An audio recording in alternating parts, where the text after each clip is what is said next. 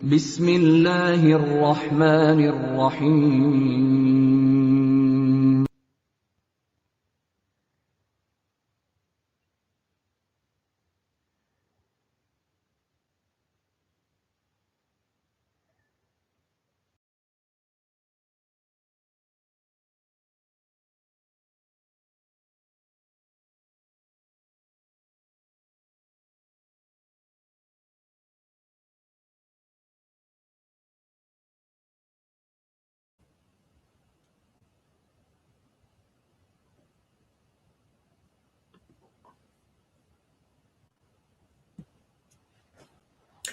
السلام علیکم۔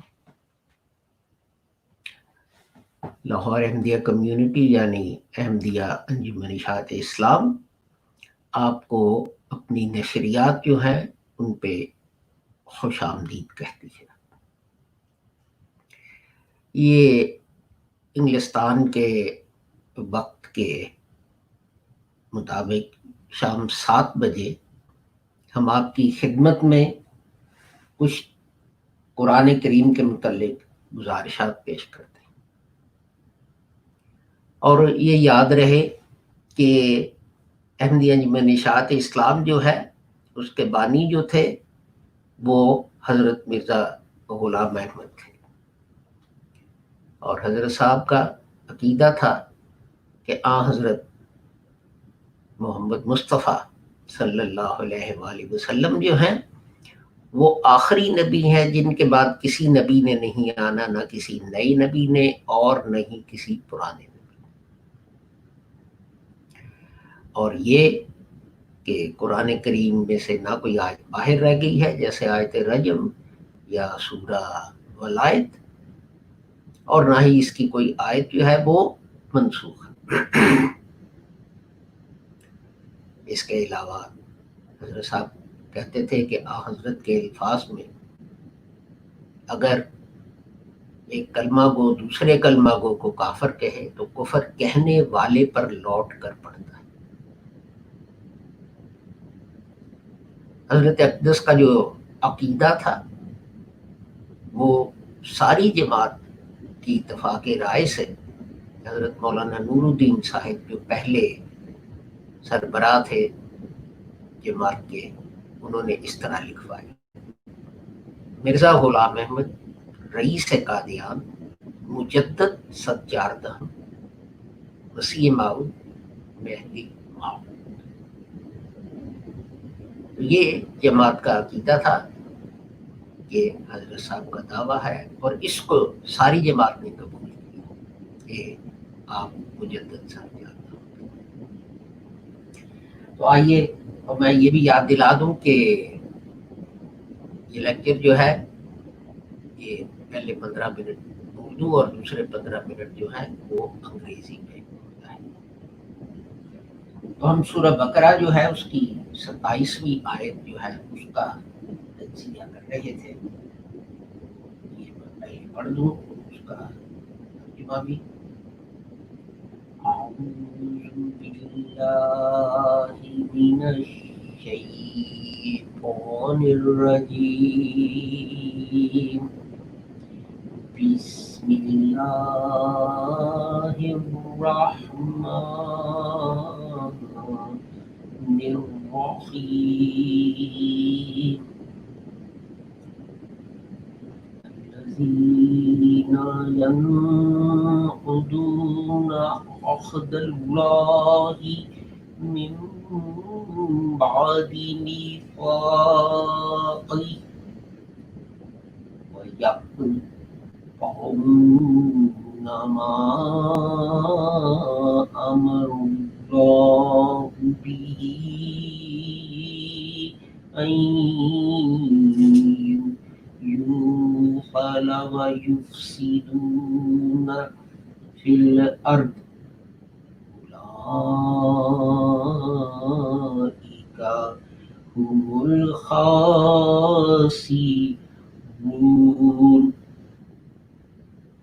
یہ خدا تعالیٰ یہاں فاسقین کی تعریف کرتا ہے کہ یہ کون لوگ ہیں جو اللہ کے عہد کو اس کے پختہ کرنے کے بعد توڑتے ہیں، یہ ہم نے 2 روز پہلے کیا تھا اس پہ بات چیت.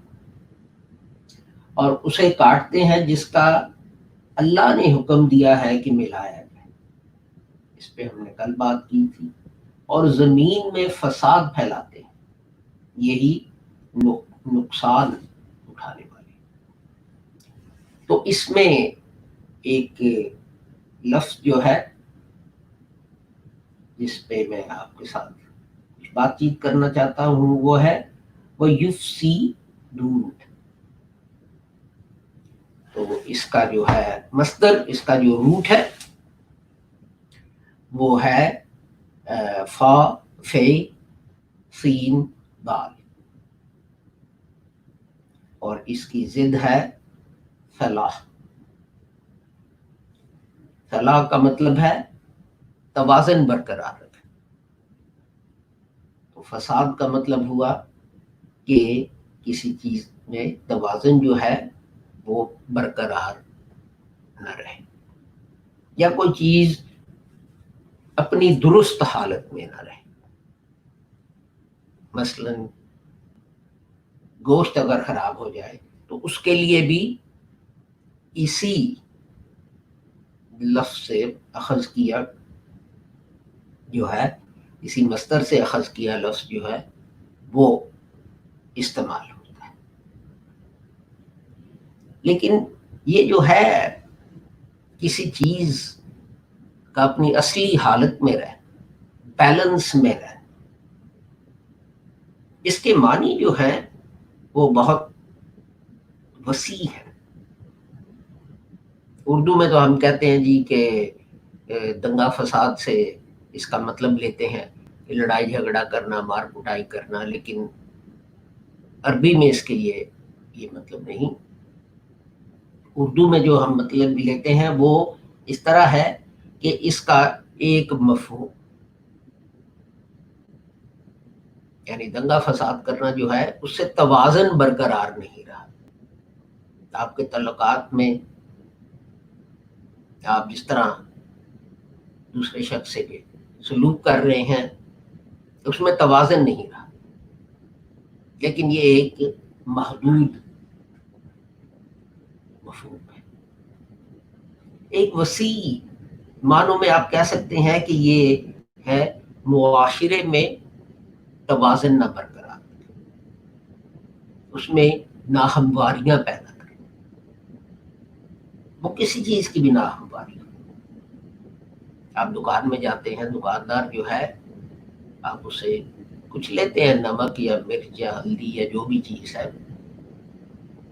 انگلستان میں تو خیر وہ پہلی تلی تلائی پیکٹ میں بند سیلڈ آتی ہیں، لیکن پاکستان میں اور دوسرے ممالک میں بہت سارے جو ہیں ان میں وہاں یہ چیزیں جو ہیں وہ سیلڈ نہیں ہوتی. آپ کہتے ہیں جی یہ مجھے اپنا اتنا دے دو فلانی چیز، تو اگر وہ پوری تول کے نہ دی جائے تو یہ لفظ جو ہے اس کا اطلاق اس پہ بھی ہوتا ہے. اس کا اطلاق اس چیز پہ بھی ہوتا ہے کہ کوئی جو ہے کپڑا خریدتا ہے تو کپڑا جو ہے وہ ٹھیک ناپ کے تو نہ دیا. ایک گز کے بعد اب تو گز نہیں چلتے، 1 میٹر کہا جائے یہ 1 میٹر ہے اور وہ اس سے کم، یا کہا جائے یہ 2 میٹر ہے اور وہ پوری 2 میٹر. پوری تنخواہ نہ دینا، پوری اجرت نہ دینا. کئی لوگ جو ہیں وہ گھر مزدور جو ہے اس کو لگا لیتے ہیں اور وہ کہتا ہے صبح کہتا ہے جی میں شام کو اس کام کرنے کے آپ سے آج پتہ نہیں 200 روپے یا 300 روپے لوں گا. آپ کہتے ہیں ٹھیک ہے لگ جاؤ. لیکن جب شام کا وقت آتا ہے تو آپ کیا کرتے ہیں؟ آپ کہتے ہیں یار یہ 200 کا کام نہیں ہے، تم نے کیا ہی کیا ہے، کیا ہی کیا ہے. 150 روپیہ لے لو، یہ 100 روپیہ لے لو. اور اس طرح کی جو ہے مثالیں ہیں، میں نے خود یہ چیزیں اپنی آنکھوں سے دیکھی. بڑے بڑے امیر کبیر لوگوں نے کسی غریب مزدور سے سارا دن کام لیا، گرمی میں دھوپ میں اس کا پسینہ بہ رہا ہے، وہ ننگے پاؤں جلتے فرش پہ چل رہا ہے،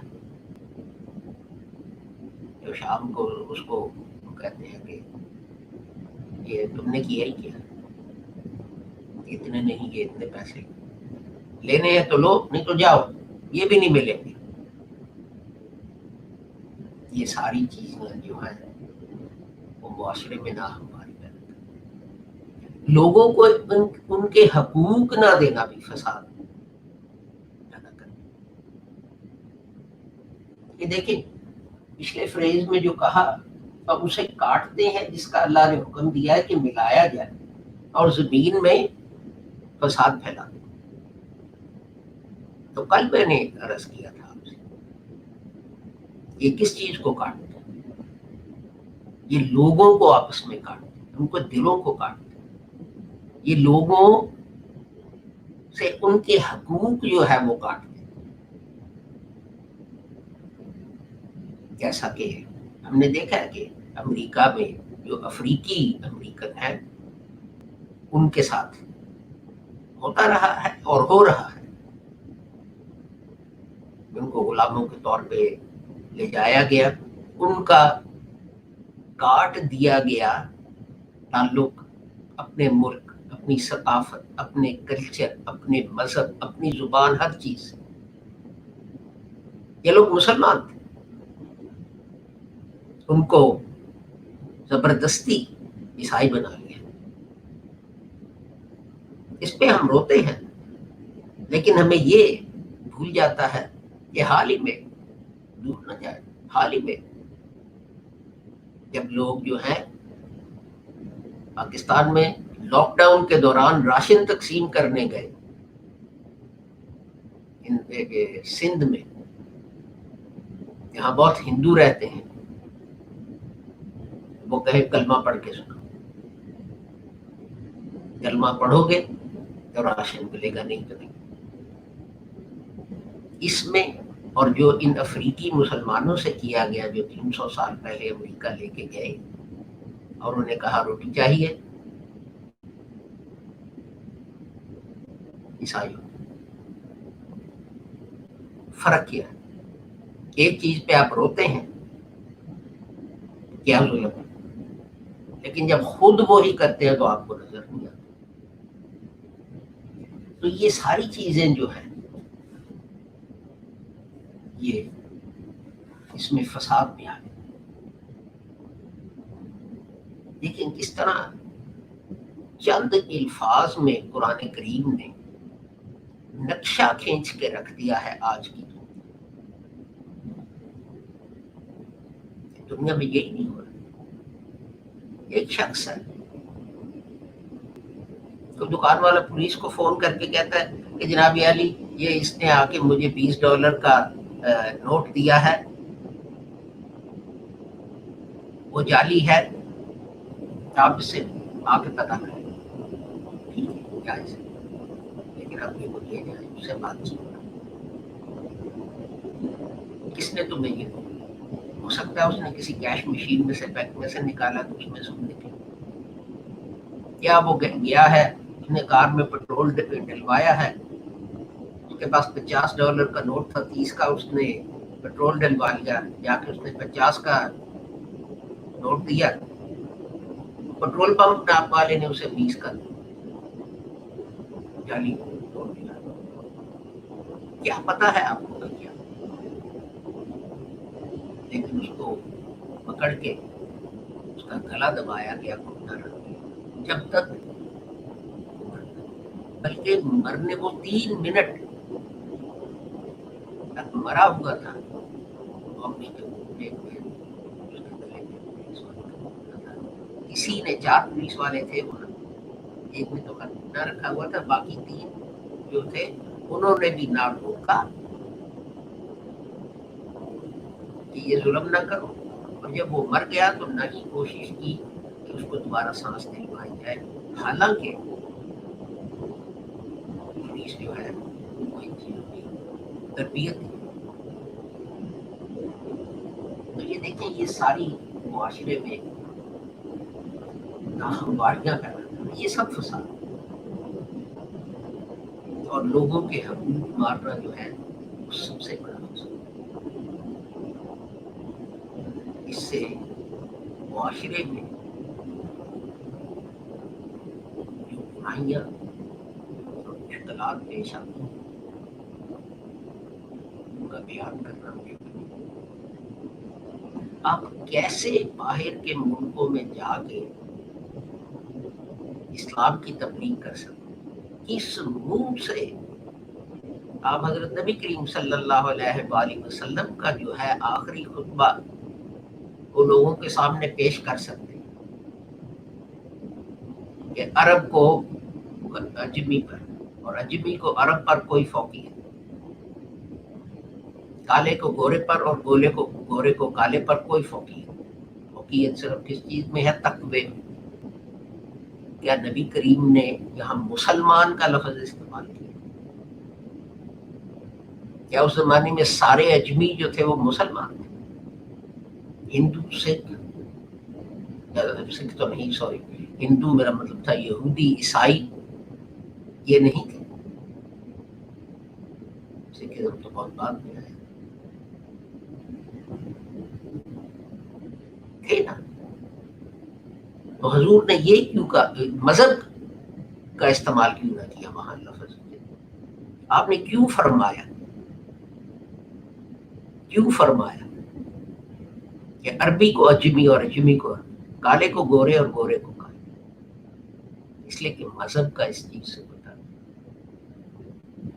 حضرت کی ایک حدیث ہے کہ خدا تعالیٰ جو ہے اس نے اپنے آپ پر ایک چیز حرام کر رکھی ہے، حالانکہ وہ سب کچھ کر سکتا ہے، یہ ہے لوگوں کو بے ظلم کرنا، اوپریشن۔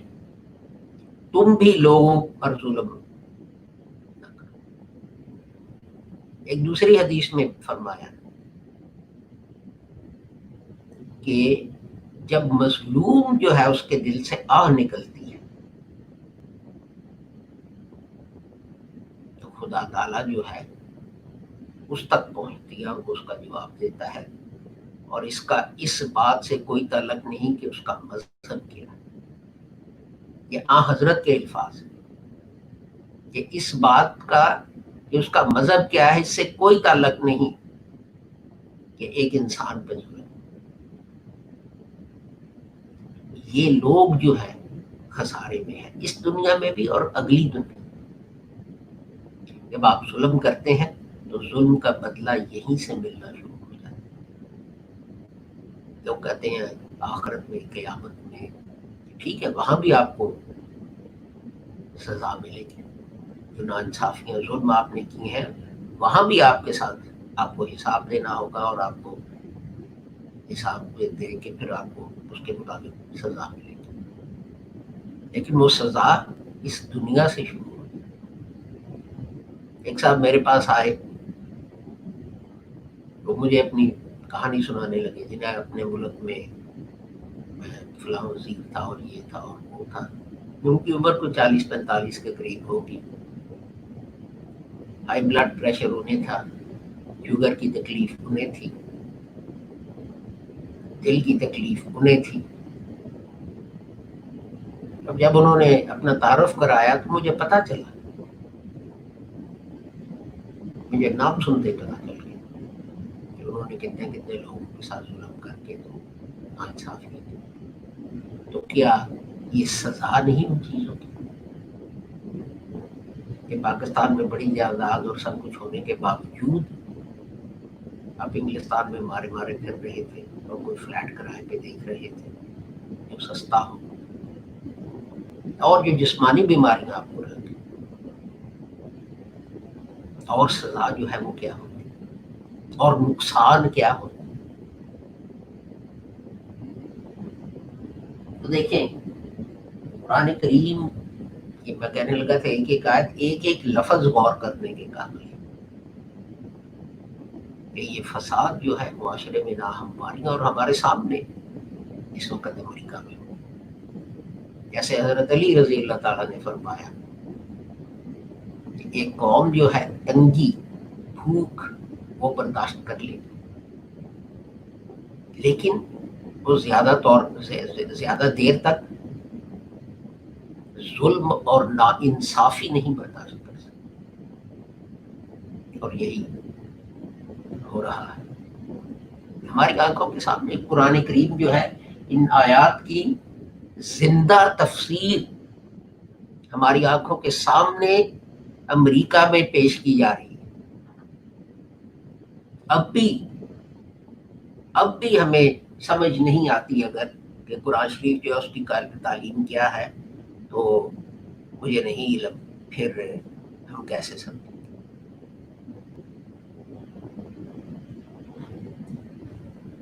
कल हम अगली आयत की तरफ चलेंगे, किसी को अंग्रेजी में।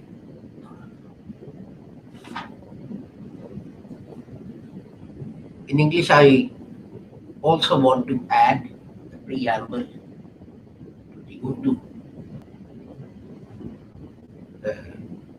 chat that I do, and that is that the founder of this organization was founded by Hazrat Mirza Ghulam Ahmad, who believed that the Holy Prophet Muhammad sallallahu alaihi wasallam was the last prophet, and no prophet, new or old, shall come after. He believed that no verse of the Holy Quran is missing. Like people say, verse of Rajab is missing, no Surah Walayat is missing, and no verse of the Holy Quran is abrogated. Quran is complete and Quran is perfect. If something is missing from it, then it's not perfect. That is obvious. And he believed that anyone who recites the kalima La ilaha illallah Muhammadur Rasulullah, then you cannot call him a kafir. This is the teaching of the Holy Prophet Muhammad, who said that if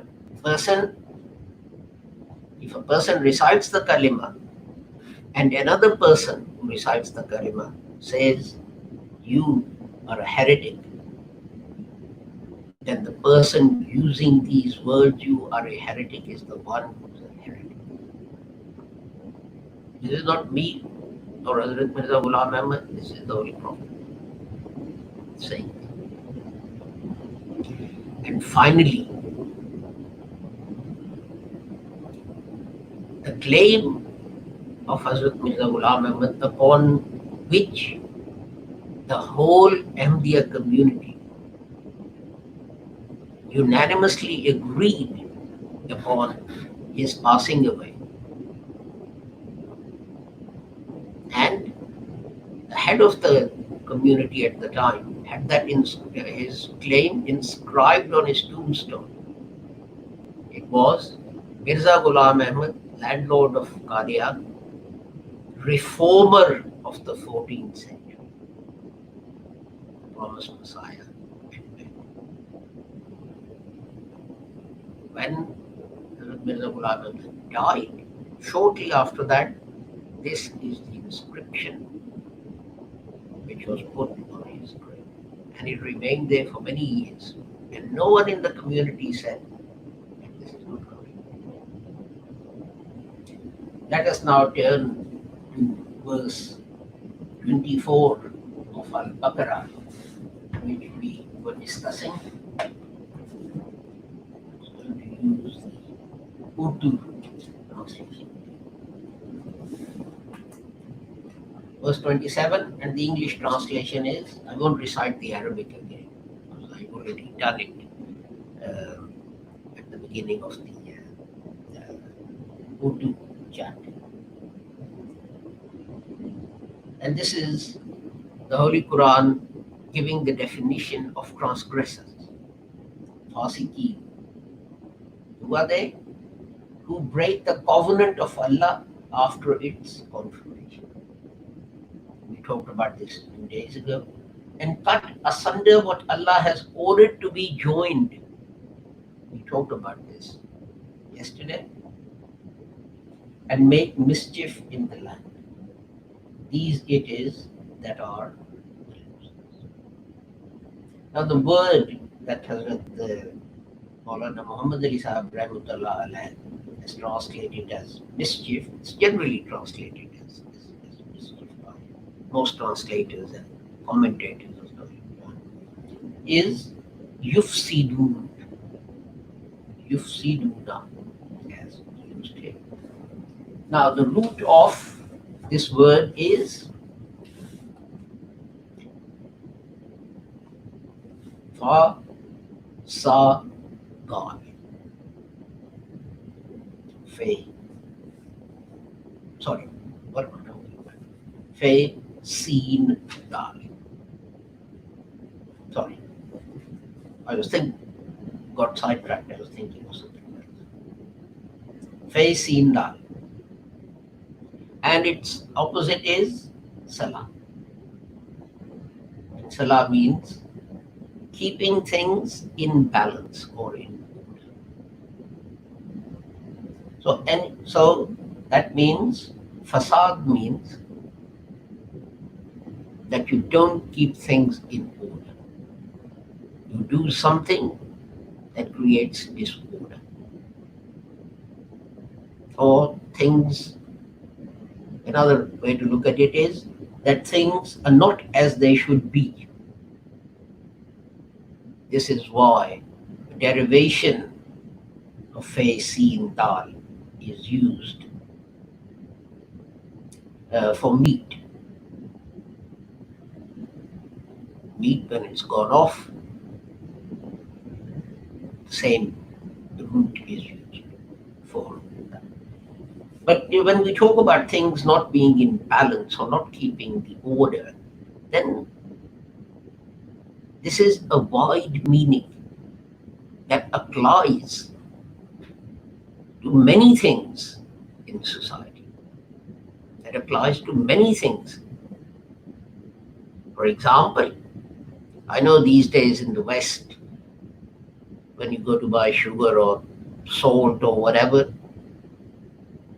it comes pre-weighed in a packet. And the packet says whatever it is. But in many Eastern countries in Africa and so on, you go and you say, can I have 10 grams or whatever of salt, sugar, tea, whatever else you have. And people actually have to wait. So if someone asks for 50 grams of something, and you weigh 45 grams and tell him it's 50 and charge for 50, that is also creating disorder. A very common thing in many countries is this, that you go and you buy some medicine. And the effective ingredient in that medicine is not there in the quantity that it should be. That is creating disorder. I had an example. Someone came and they were looking very worried, and I met them at Darussalam in Wembley, and I said, why are you so worried? And he said, my diabetes is out of control. The doctor has even put me on insulin injections, and they're not working. So he had an appointment with the doctor here and so on. And it turned out that those insulin injections were actually just distilled water. There was no actual chemical in there that would have reduced the level of sugar in his blood. So it's not just a simple thing that I asked for 50 grams of sugar and you gave me 45 grams of sugar. You can kill some, and this has happened. This has happened. People were given medication, heart medication, and it wasn't as it should be. The chemicals which were expensive, but which were the ones that were effective, were missing. And people died. So people take this lightly. Why are you worried about 5 grams of sugar, or salt, or whatever it was? But this word actually encompasses the whole range of things that create this world. And this is just one of them. If you're measuring something, not measuring it correctly. If you hire labor, whether you're a factory owner or you want something done around the house, you hire someone and then you don't pay them on time or the agreed rate. I came across someone in a country where I should think 99% of the people are Muslims. This person worked in a factory. And we got chatting. And he said to me, the worst day in my life? I said, no. He said, this factory used to be owned by the Germans. The worst day of our life was when it was sold to Muslims. So I said, why? Surely you should be happy that you're working for people of your own faith rather than, people with a different nationality and religion and so on. And he said, the reason is this. As long as the Germans ran the factory, we got paid the correct amount every week. Now that Muslims are running it, we don't get paid. We have to beg. We have to make excuses. My father back home is ill. I need to send money for his medical treatment. And he said, if they owe you 500, whatever the currency is, they may give you 100 or 150. This is such a sad state of affairs that the people whose book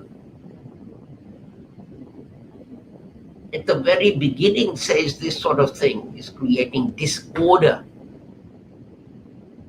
and severely punishable.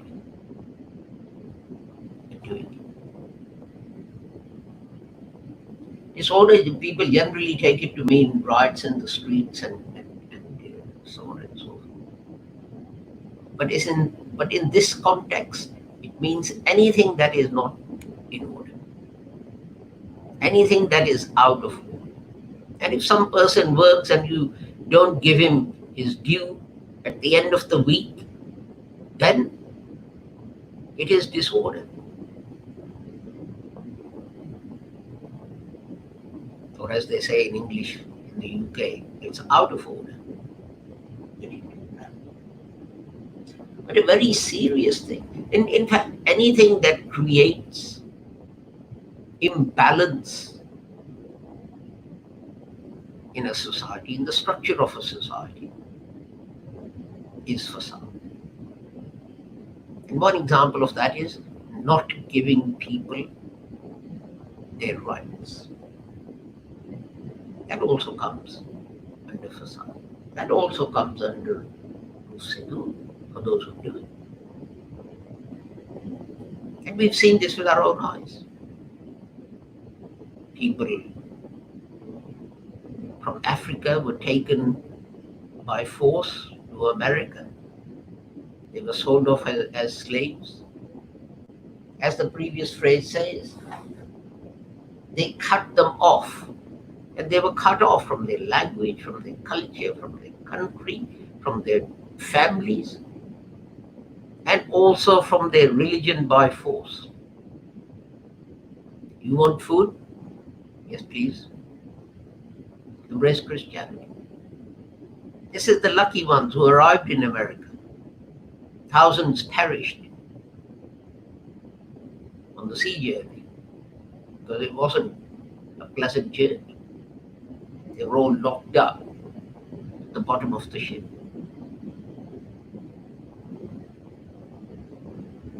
And they were deprived one of the cardinal human rights granted by God is dignity. They were deprived of that dignity.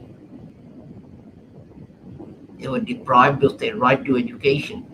They were deprived of their right to elect people who rule them. They were deprived of their right to earn a livelihood as they please.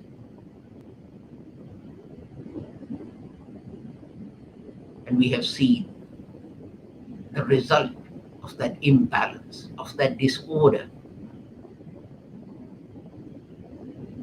in front of our eyes. There are riots, killings, and so on.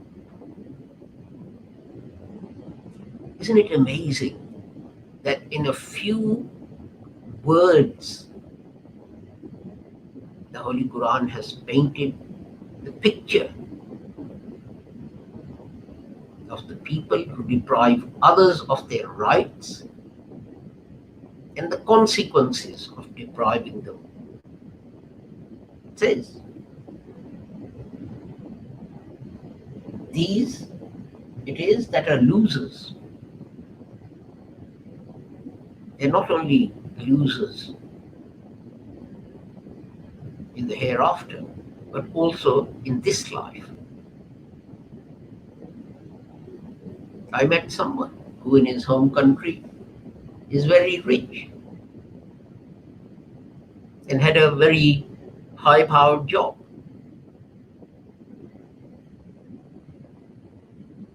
He had a very high-powered job. But he was in the UK. I know how he became rich when he told me his name. And by all kinds of, how shall I say, illegal activities, bribery, corruption, denying people their rights, forcibly occupying their property, and so on and so forth. He was in his mid-40s, and he had high blood pressure, he had diabetes, he had a heart problem. And whereas in his home country, he lived in a huge house, which was more like a palace or a mansion, he was in the UK begging to rent a cheap flat.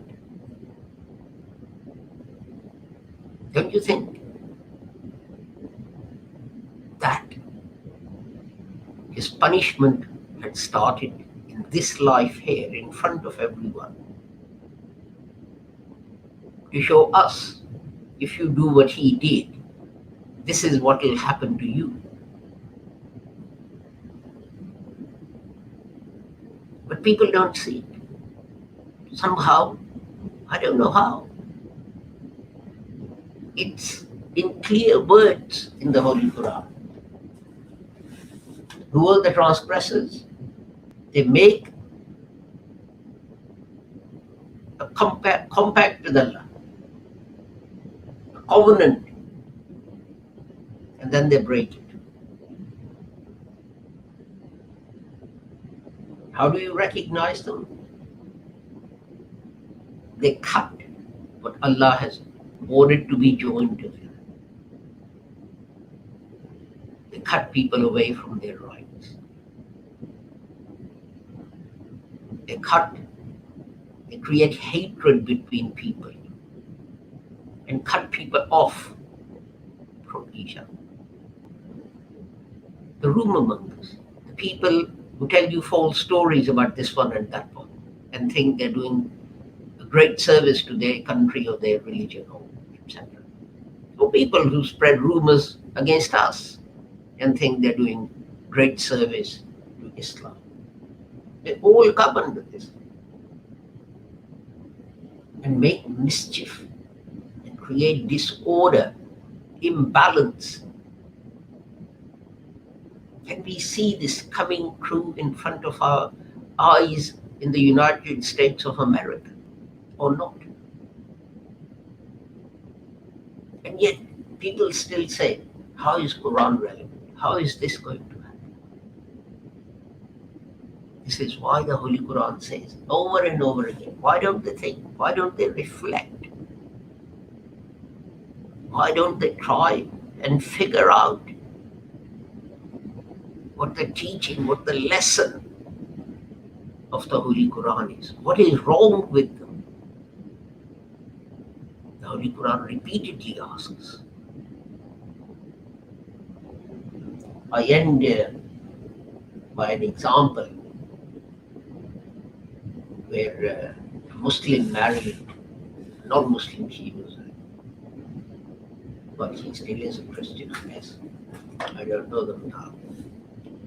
And they were sitting in a group, and he was insisting that she has to embrace Islam. And someone, one of her friends, he said, so you're a Muslim? He said, yes, Alhamdulillah, I'm a Muslim. The man said, oh, right, okay, so you are very firm in your conviction that you're a Muslim. You're a very firm Muslim. And he said, yes, yes. And the man picked up a glass of whiskey that he was drinking and said, congratulations, cheers. And the Muslim picked up his glass of whiskey and said, cheers, and drank it. And his wife's friend then said, let me ask again, are you really steadfastly a Muslim? The man was embarrassed and he shut up. And that brings Muslims into disrepute. That brings Islam into disrepute. You cannot force another person into another religion, but that's a story for another day. But that sort of attitude, that sort of behavior is what is giving Islam and Muslims a bad name. Let us pray that we don't fall into the group that degrades and denigrates Islam. We are the Ahmadiyya Juganishayat Islam. It is our duty to set ourselves up as models for other people. This is all for today. As I announced when this series started after Ramadan, we'll be holding these daily lessons on Monday, Tuesday, Wednesday, Thursday, Friday, but not on Saturday and Sunday. So we'll meet again, inshallah, at this time on Monday. There is no broadcast on Saturday. On Sunday at 9 a.m., we are starting a new series, which is The Call of the Messiah. And at 1 o'clock, we'll have lessons in Islam. These times that I give you are all UK times. So until I meet again, whenever that is, whether on Sunday or Monday, I pray that Allah keeps all of you safe and sound and free from harm. Assalamu alaikum. Khuda Hafiz. And